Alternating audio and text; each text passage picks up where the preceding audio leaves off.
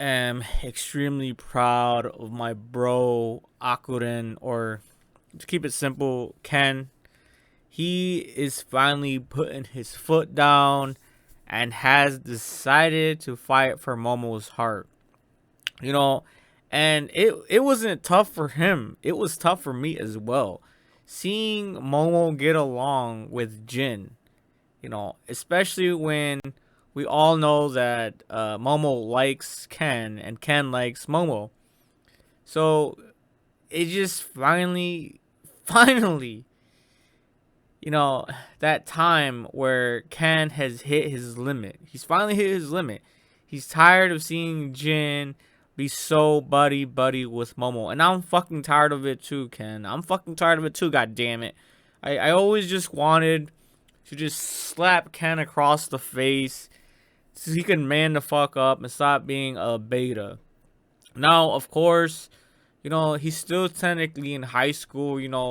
A lot of you guys haven't had your balls dropped, and in respect to Ken, he did lose his balls. Not just metaphorically, but physically as well in the anime, which is very how do I say um ironic. So as you can see here, bro, G right here on the left, G right here on the left is talking so friendly to Momo, and that's the other thing. It's just so hard to watch because Gigi is Momo's childhood friend, so they have a lot of history. They have a lot to talk about. They have a lot in common. They grew up liking the same things. They grew up knowing about the same things. And they grew up knowing about spirits and stuff. So it's not like, it's something surprising to see that they get along so well together. And like I said, Ken is still just a beta male. He had Momo is literally his first friend, and to have a girl as your first friend is very very rare. Usually your first friend is like another guy or your respective opposite sex. And so I am so happy now that Ken is finally putting his foot down because, bro, this shit has to stop. This shit is hitting new levels of jealousy. You can see here Ken is trying to ignore it. He's trying to ignore it even though he just put his foot down about it. He just doesn't like the feeling of jealousy.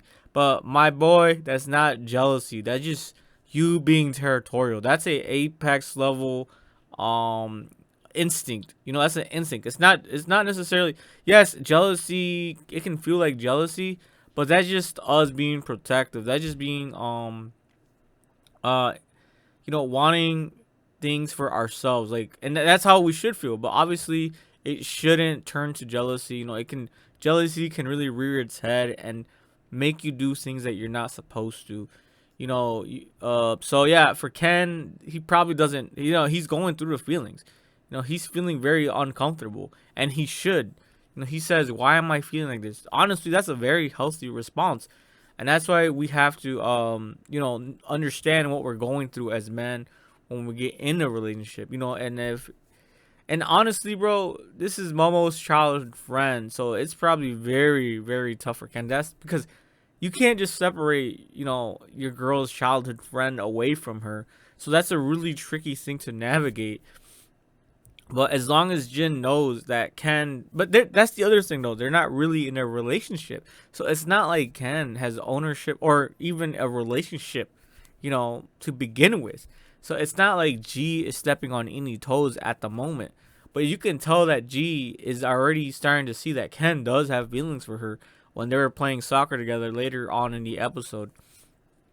But yeah, and I see G more as an alpha male, not because he has the tenets of being very masculine, but because he has a lot of characteristics of an alpha male.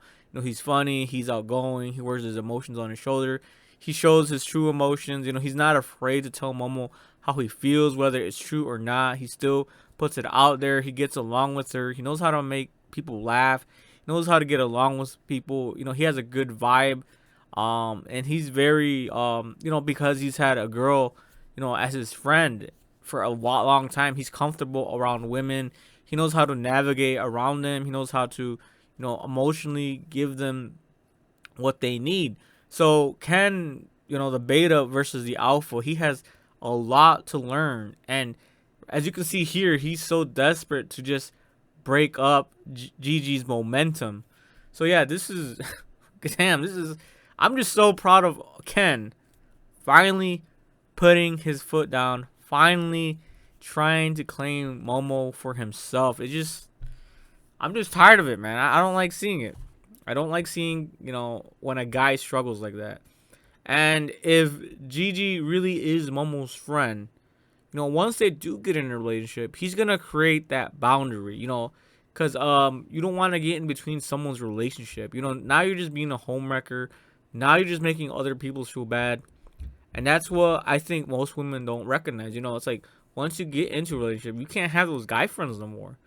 It's just I think it's just something as clear as day. You can't be having you can have your same sex relationships with your girlfriends. If you're a girl, you have girlfriends. If you're a guy, you have your guy friends.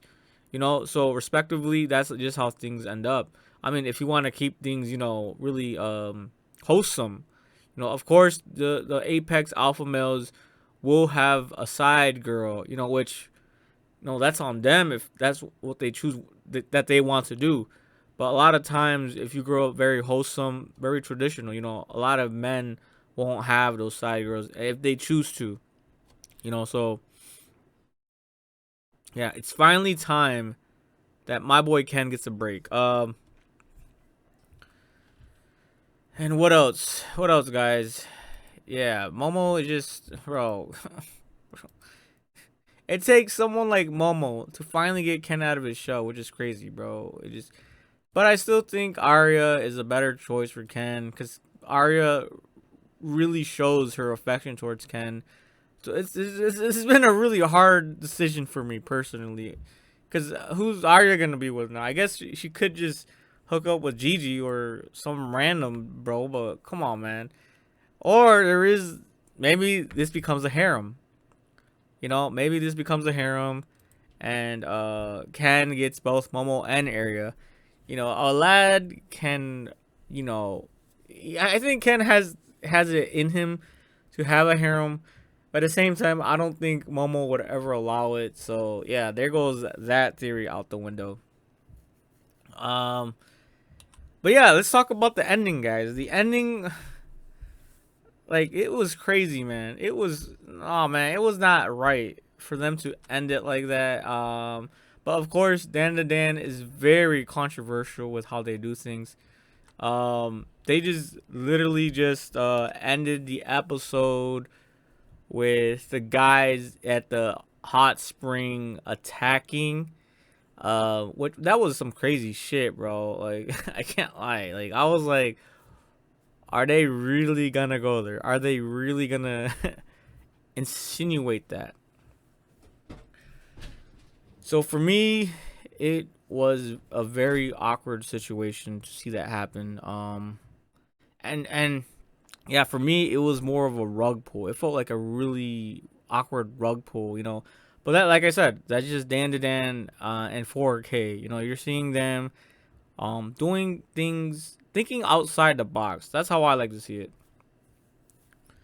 But here we go again. We see Gigi trying to suck up to Momo, and that's one thing I don't really think he's doing right. Is sucking up to Momo. You don't want to suck up to girls too much, or they'll they'll eventually abuse it, and that's just how I see it. Obviously that's not always true. But that's just how I see it. But yeah, bro, let's just watch this ending like real quick. Let's just watch this ending real quick. It was just I don't know, man. Like literally, bro. Like okay, so here is a Momo in the hot spring, and these guys over here. Obviously, they're spirits. They're not actual people. So, and then over here they find that secret door, the secret room with all the little flyers, and then it ends just like that. Look at this. It ends just like that. It just, bro. And then right here it ends with Momo being like pretty much drowned. Yeah, and then it just cuts off. It was just like, what the fuck? time for some ASMR. Are you guys ready for some ASMR? Yeah, I'm starting to get puberty back, guys. My voice has been getting like deeper and deeper every day. It's a weird thing that's happening to me. I don't know if you guys have noticed it. I know my longer term subs would probably notice it. But my voice is getting deeper. I'm still going to puberty, guys. I'm still going to puberty. And that's how it ends, guys. You know, Momo getting drowned and them looking to that hole, the peeping Tom hole. That's what I like to call it. But yeah, guys, what do you guys think about this ending? What about the episode in general? Ken's relationship with Momo and Jiji's role. What role? No, I think Jiji plays a really important role to have Ken get out of his shell because he's just been holding back way too much. But yeah, that is all, guys. That is all.